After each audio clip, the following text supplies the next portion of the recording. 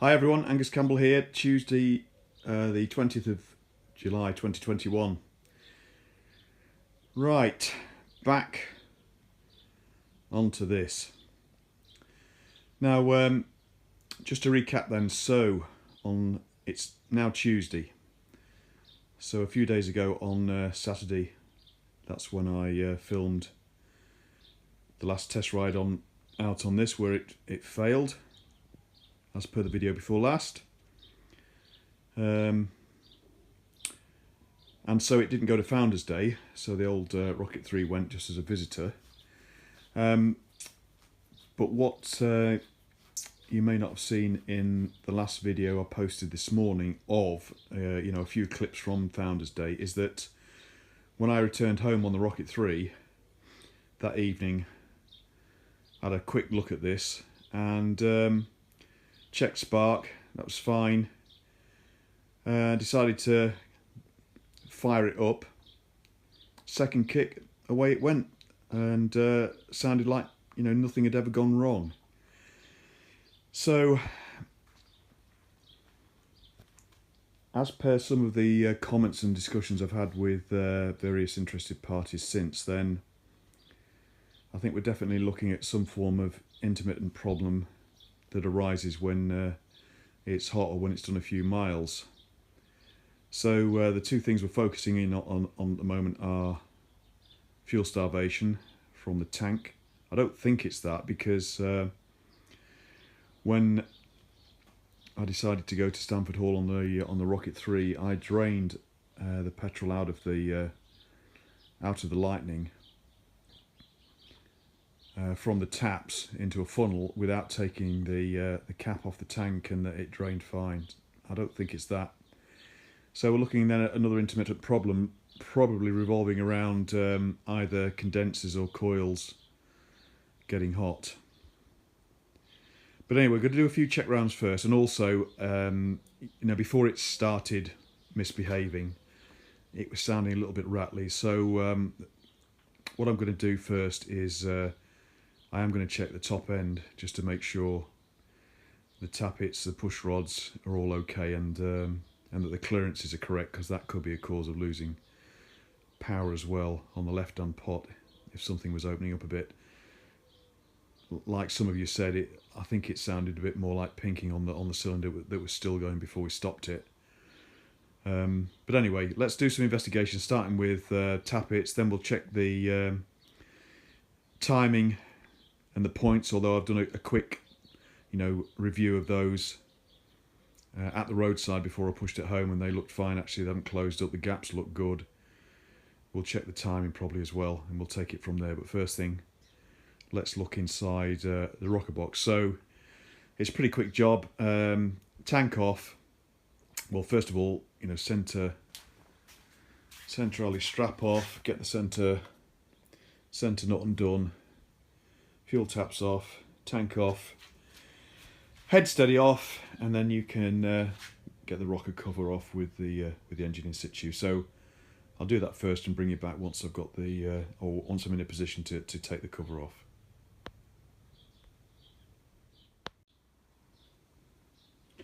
Just a quick one at the beginning here. I've just taken the central alloy trim off, and you're always a bit worried about what the hell you might find underneath, especially when we've had problems with this tank leaking at the seams in the past. But it's all very good news, good as new. So no horrors leaking there, no evidence of any leaks on the top side, and obviously we can have a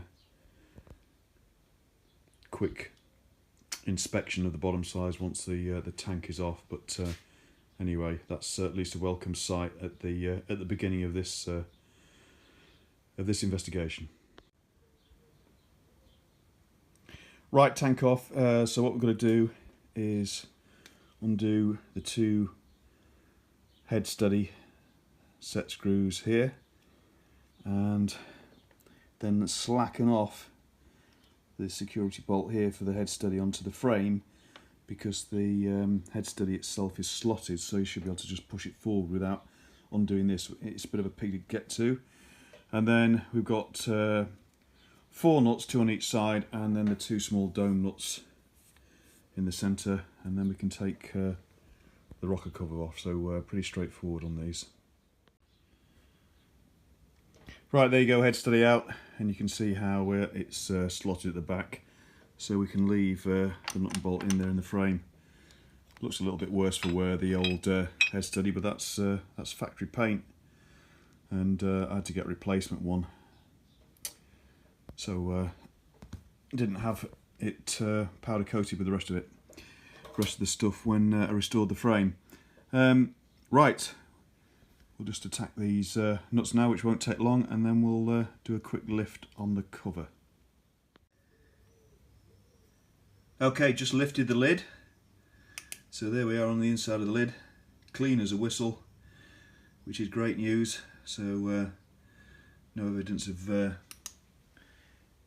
any black oil or blowing anywhere or anything. And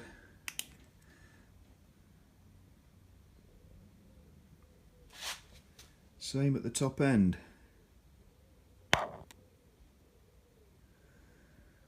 Just having a quick look round, but anyway, oil's most definitely getting up there, which is good.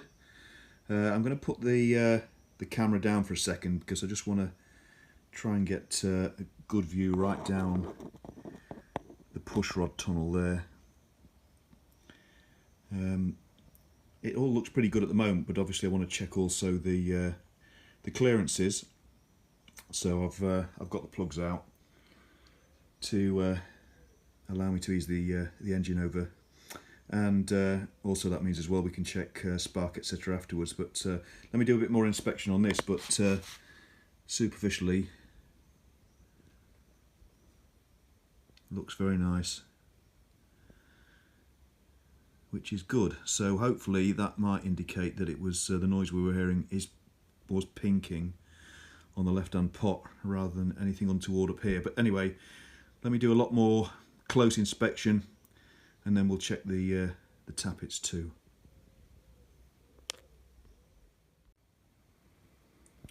Right, all checked out and all fine and dandy in there.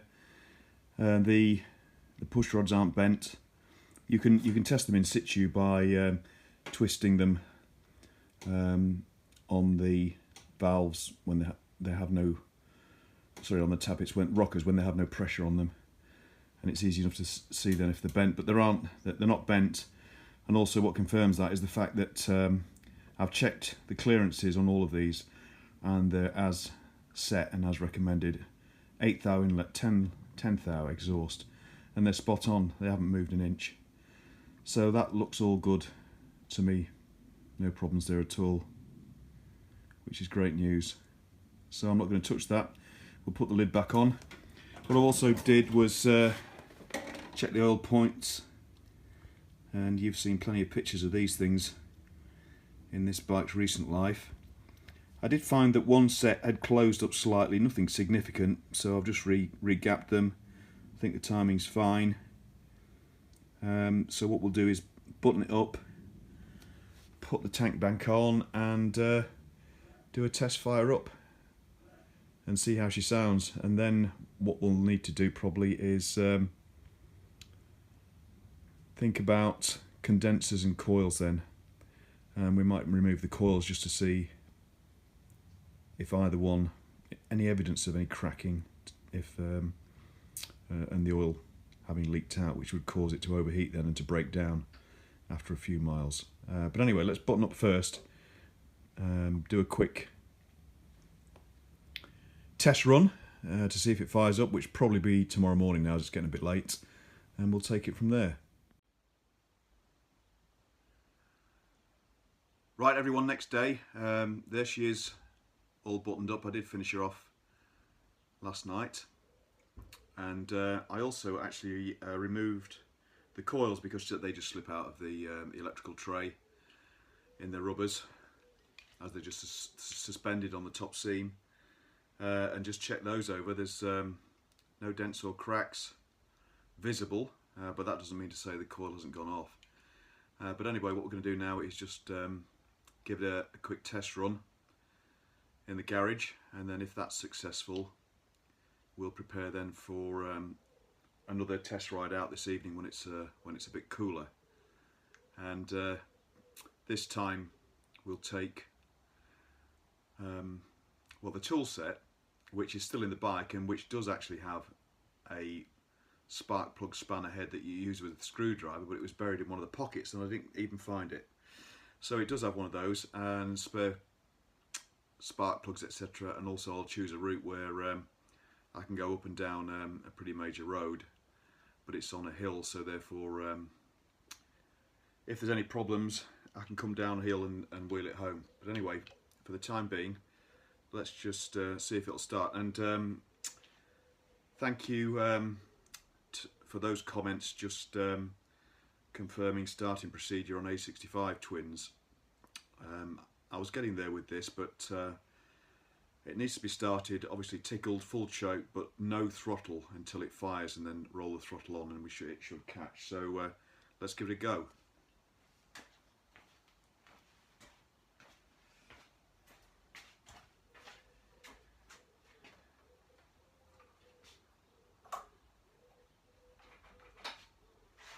Fuel on.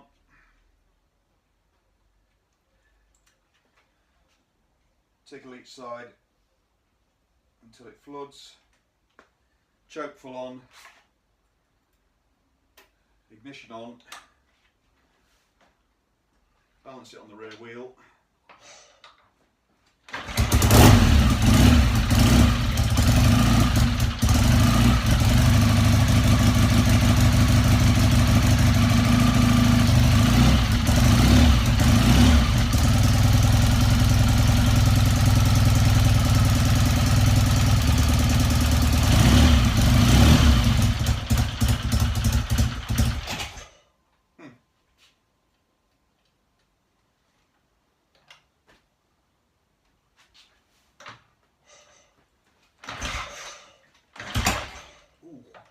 That hurt.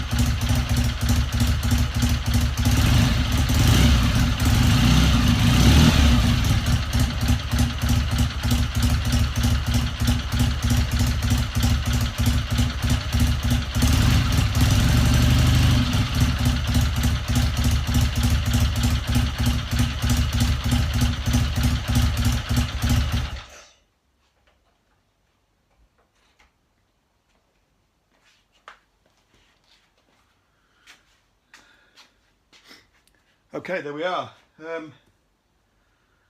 Initially started first kick, so sounds fine, sounds crisp. A little bit of rattle from the top, but we know the top end's fine. All the tappet clearances was spot on as originally set. Kicked a little bit when I tried to restart it because I only had half choke and it needed a bit of a tickle again, but other than that, sounds fine. So we'll do a bit of prep for a bit of a ride out tonight for another road test. I think that's about it for now, really. Right, I'll bring you back later on. And I haven't been gassed because the doors are open at each end of the garage, so there's a bit of a breeze coming through. Right, see you in a bit.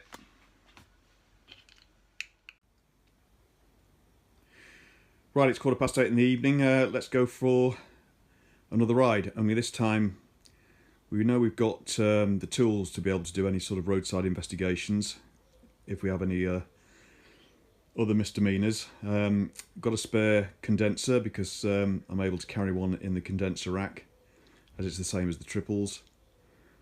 I've got spare plugs under the seat. The only thing I haven't got is a spare coil. I do have coils in stock, but they're only 6 volt. But anyway, if it does go onto one cylinder or whatever, there are ways and means by which we can just swap terminals over to see if we can move the problem to the other cylinder. It's not that straightforward. It'll need a bit of thought. I might need to change over both the live terminals and, let's have a think.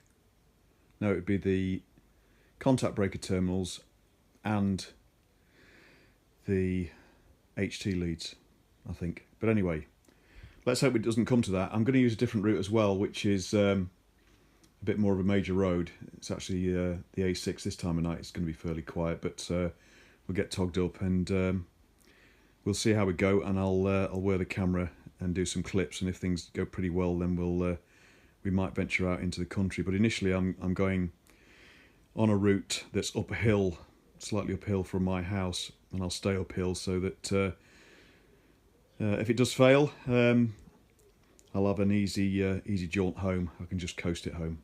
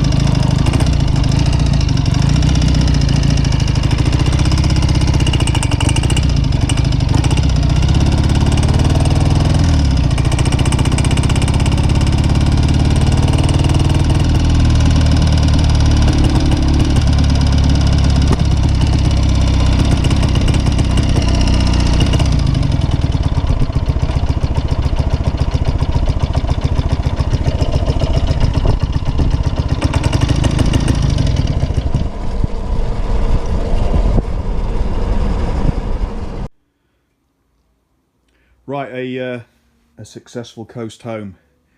But I think we've got a pointer as to what it is. I think it's the condensers, because round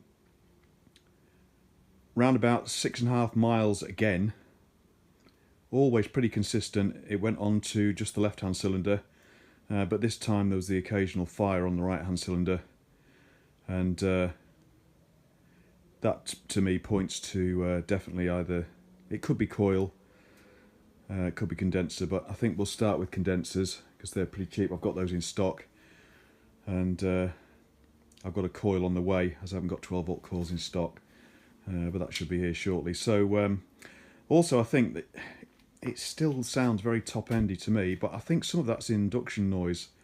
So I'm going to check that the air filters are correctly seated within the housing within the plenum chambers. But anyway, I think we're getting there. But yeah, it's pretty consistent.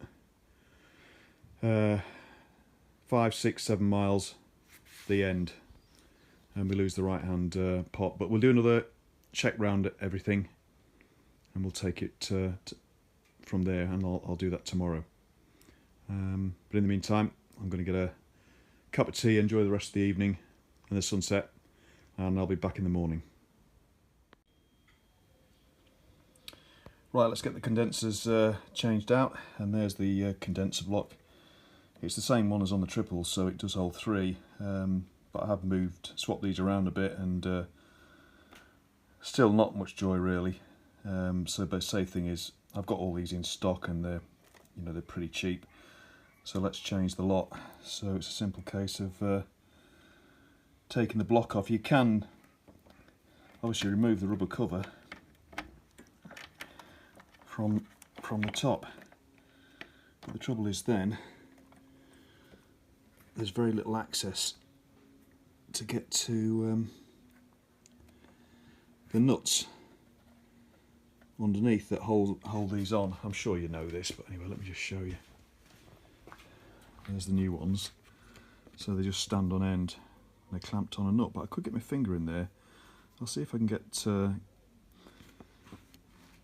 them out without having to remove the little rack itself, because the 2 screws and nuts at either end are a pig, and you have to remove the coils or the battery to get to them.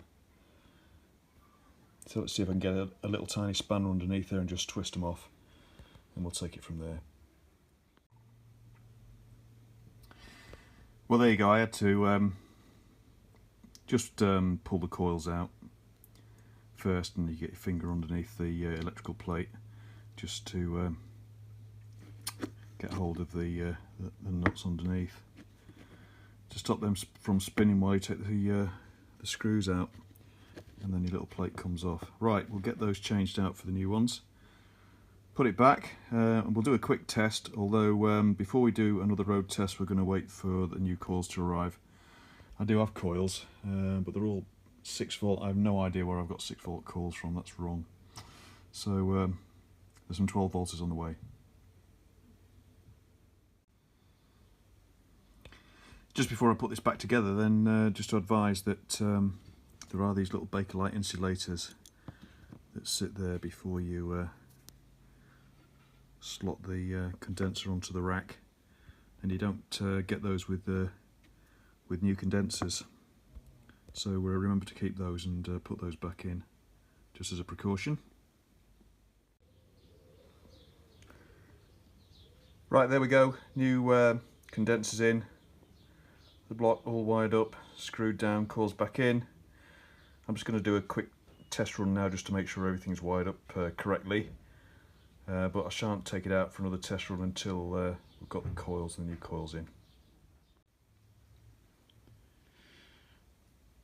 Right, next thing was just to have a quick check of the left-hand air filter, because it seemed to be making a bit of an odd induction noise in the plenum chamber at various points.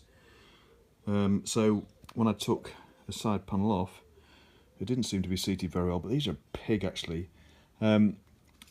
Originally, according to the parts book, there was some form of clip that sort of, I think, hold them in place, although I'm not sure about that, but I've never ever seen those clips anywhere under the right part number anyway, so I'm not sure about that. If anybody can enlighten me, then please do. But fortunately it's a case with this of just trying to be careful and sort of lever it into place from the bottom up. So I haven't got 3 hands to do this, so bear with me and I'll bring you back shortly.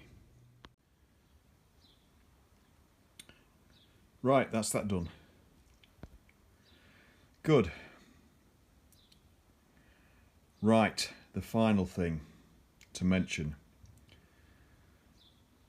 Those of you with astute eyesight will have noticed that towards the end of the last test run, the oil pressure warning light was flickering on tick over. So let's talk about that thorny subject now, because I think there is a reason, and there's something else that we need to do to correct that. Right, as I'm sure most of you know, the oil pressure warning line switch is next to the oil pressure relief valve. There we are in the front of the engine. It's under the rubber cover there, protecting the wire.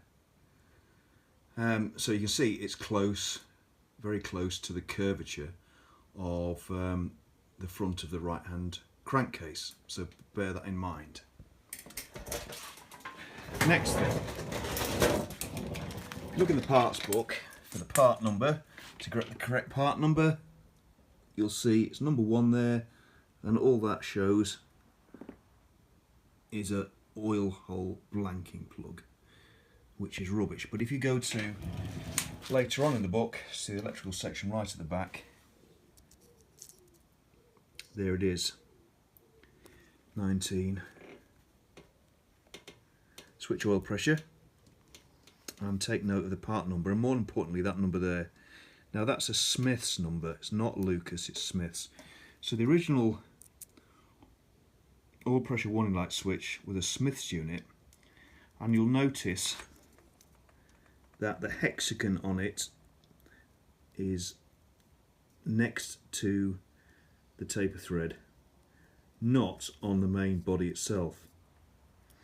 And you need to bear that in mind for a start, because the reason for that is so that it clears the crankcase cover. And I was wondering about this when I was putting this together, because I've got a new switch on there and it really doesn't fit that well, and I had to use a rather thick washer on it so that I could screw it all the way home. So that's not really quite right. Now, the second thing is to bear in mind the pressure that activates the switch. Now, before I go into that, other thing is that obviously that's an A65 parts book. There's in 71 there was this A70 twin supplement, which is just a 1-pager, and these are just all the differences, and there's no difference with the oil pressure warning light switch. It's the same as the A65 for 71. Now, if you look on the BSA Owners Club pages and also on the BritBike forum, there's no end of articles relating to the fact that a common feature of A65s is that when the engine's hot or in hot weather, the oil pressure warning light can flicker or come on tick over if the tick over is set low. Now, there's also a debate as well about the correct activation pressure for set into these switches, because it's obviously preset by Smiths. Anyway, if you look at the number 5300/1/07, that's the pounds pressure activation, £7 per square inch.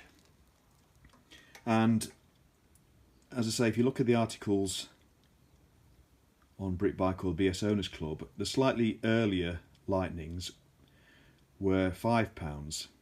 I think the Smith's part number was 5307/05, something like that. Anyway, the key thing is to get, first of all, the switch with the right activation pressure. But the second thing, as I say, is to make sure that, if possible, it is a Smith's one, which, as I say, it's not very well shown here, but the hexagon underneath the main body is quite lengthy, just so it pulls the main body away from the crankcase and you can screw it in properly without a thick washer, etc. The other thing to bear in mind as well is that you need to ensure that the oil pressure relief valve, either piston on the later models or ball before that, is seating properly, because if not, obviously it's going to relieve pressure. So there's a few things I'm going to check out. I'm not unduly worried about it, because there's, if I raise the tick over slightly higher, because it is too low at the moment, and certainly if I blip the throttle, the light goes off straight away. And yesterday when I was testing the bike, it was 30 degrees, and also, as you saw on the A6 there, I was hanging about at traffic lights for ages at low revs, and the engine was very hot when I got in. So we are gonna expect some, slightly lower pressure than new, because one, we're still on the original timing side bearing, which was within tolerance. We measured that very closely, was within tolerance, both the journal and the bearing. But secondly, obviously the pump's not brand new, that's the original pump, and we're also using the original oil pressure relief valve, which I did wash out, but it might be worthwhile taking that out again just to check. But again, I'm not using modern oils either, which can help. So I know some of you will have noticed it and thinking, bloody hell, what's he doing? But it is a well-known feature. Lots of people have this feature on their A65s. As I say, you just have to go on the net to do that. So what we will do is make sure we put the right switch on. We'll make sure that the oil pressure relief valve is nice and clean. And then if the problem does begin to get more serious, i.e. stays on a little while after you rev it off tick over, that's when we're going to need to think about probably the bearing, the main bearing, the timing side bearing. So that's just a bit of clarification. As I say, lots of discussion everywhere about that. But the thing is that if you get these, these Lucas branded, what appear to be fairly generic, oil pressure switches, just beware. It's like most of the Lucas branded stuff now, this new stuff that's genuine Lucas. Just be very, very careful, because some of it isn't very good quality, and some of it, is just generically branded. I mean, it's a bit like the coils. The coils now, A70M12 branded Lucas, with another part number on. There's just a sticker on them saying Lucas 12 volt. I mean, I just don't trust it really. But unfortunately, those are on the way. But with respect to these Smith's original new old stock, you can get these. So you can get the 5307/05, the £5 for the, I think they're on the 6970 sort of motor, maybe 6869, pre the modifications for different clutch mechanism, etc., etc. But this one, as well, there's a couple on eBay now, so we'll grab one of those, and we'll get it right. So, just something to be aware of. Right, we might have to wait a day or two now for the coils, but let's do that, and I'll come back when they've arrived and we're fitted. And we'll go out for another test, but I won't this time just put the GoPro on the chest and stuff. I'll find somewhere where we can set it up as a static view on a corner or something like that on the local C roads here in South Leicestershire, and we'll do some run-bys and things like that. Make it a little bit more interesting. Right, leave it there, grab a cup of tea, and I'll be back soon. Okay, one new coil. I'll get my tongue straightened out in a minute and my teeth in place. One new coil arrived today. I've not seen these black and red Lucas branded boxes before. You normally see these green ones. But anyway, it's the right one for 47276, which is a 17M12 replica. And if I can do this one-handed, just let me show you what I was talking about in the last clip with respect to the actual identification on the coil, because it's sealed. But anyway, you can see it there. All you get is that sticker, Lucas 12 volt. There's no stampings or anything anywhere in the case, as there used to be with the old coils. But anyway, we've got all the parts. So we'll get this one on the bike, and we'll replace the right-hand coil, which is the side we're having trouble with respect to the cylinder eventually cutting out when it's hot. It'll only be a 2-minute job because they're just slipping in and out of the rubber-lined hole in the electrical plate. They're not held in by anything else other than the weight.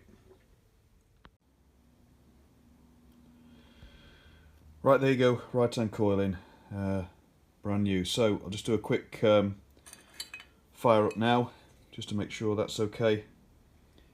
The other coil, well actually I've got a spare one as well. The other coils should be here tomorrow, hopefully. But what I'll probably do now then is we'll leave it there.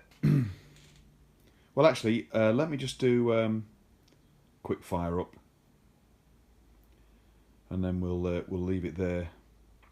And the next time we come back to this will be when we've got the other coil in, and as I say, I'll do some run-by tests on the road, on the quiet Leicester villages somewhere with the GoPro, and we'll have a little bit more fun rather than just wearing the chest harness. Right, let's just do a quick fire-up test now.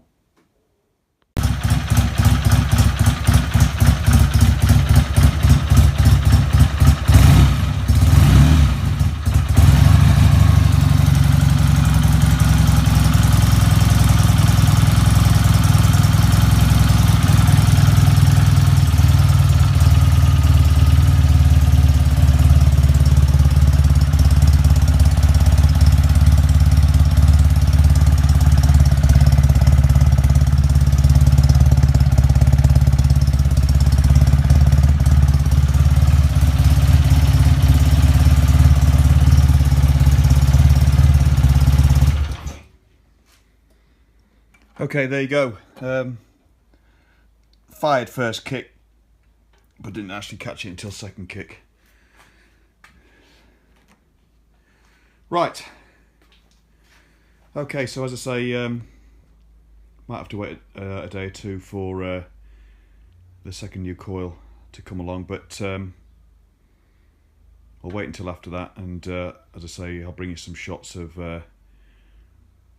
sort of run-bys on the way out. Okay, everyone, thanks very much for watching. Thanks very much, as usual, for any comments and subscriptions and your ongoing interest. Always welcome any feedback, positive or negative. And then just the final thought while I remember is that obviously we've got a new oil pressure warning light switch on the way as well, the correct one. That'll then conclude, hopefully, any rectification work following the bit of the shakedown. Right, that's it then. See you again soon. Cheers, everybody. Bye.